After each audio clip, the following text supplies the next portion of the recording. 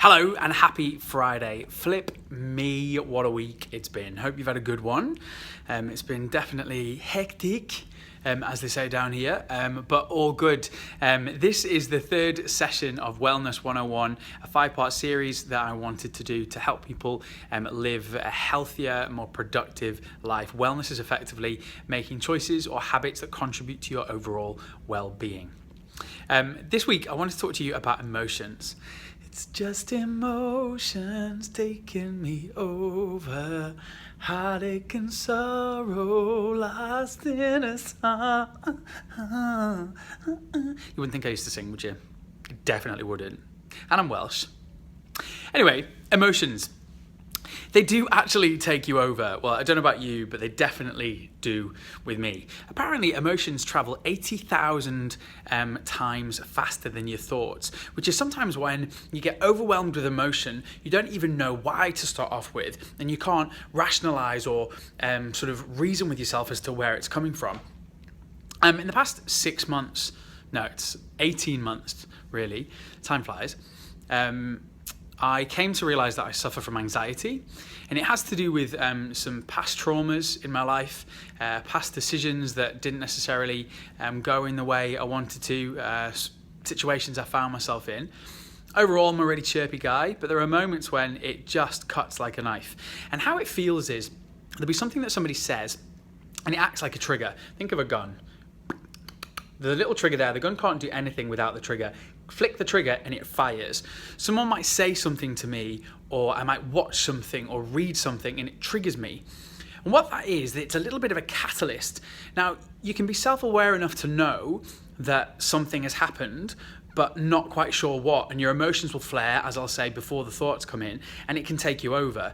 Now, that little trigger can become a wave of emotion sometimes. For example, today, my partner said something to me completely innocuous, and I felt myself respond emotionally in the moment. Before I knew it, I was sending a text message that I regretted. We talked it through because he's beautiful and compassionate and understanding, but I got really upset, and then I was upset at myself for being upset. But the thing is, your emotions are there to warn you and to protect you. It's kind of like the primal brain, almost like that fight or flight syndrome. Something has happened to you in your past, or something deep down in you has decided that if X happens, then the response has to be Y.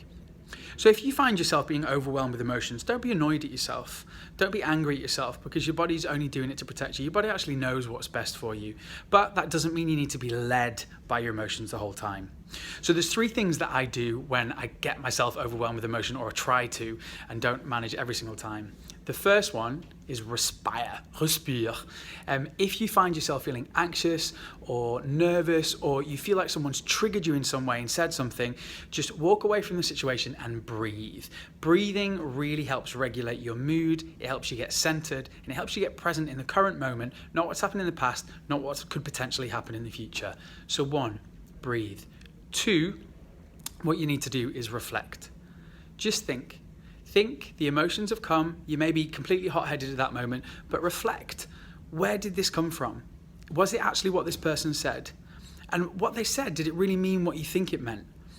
Is it in line with their character that you know it to be? For example, the text message earlier got me so upset, but my partner is nothing but wonderful in terms of his compassion and his love and you know, the amount of times that he tells me, and that's great. And it's not blowing my own trumpet, but I had to literally go through that process of telling myself the emotion I have of feeling anxious and upset and rejected in that moment wasn't true, because it wasn't him. It's the fact that in the past I've had some really broken and unfortunate relationships.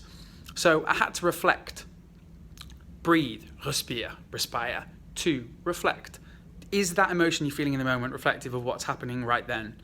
And 3, respond. You have an opportunity, no matter what happens to you, whether or not to react, which is basically when you flick straight away, whoomph, and flare. I'm a bit of a fiery type, so I can sometimes do that. Or respond. Respond means that it's a reasoned response, that you considered. If it is that that person said something that offended you or hurt you, or the situation that you're in has made you uncomfortable, and it was definitely that situation, well, once you've breathed and once you've reflected, you'll be able to address it in a non-emotional way. Or if you realize it's got nothing to do with them, then you can basically just give yourself the space to let that emotion flow through. Don't try and stop it. Don't try and quench it. Don't try and tell yourself not to feel that way. Don't judge yourself for the fact that your body's trying to protect yourself. But respond in the way that's fitting. If you've got a supportive partner, talk it through them. If the person that said it to you is supportive and you love them and you trust them, talk it through with them too.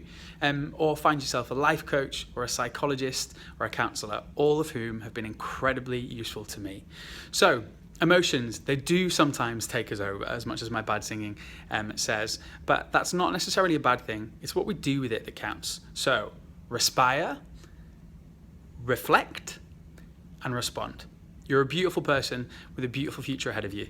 Hope you found this useful. Hope you had a great week. I love you a lot, and I'll speak to you soon. Take care.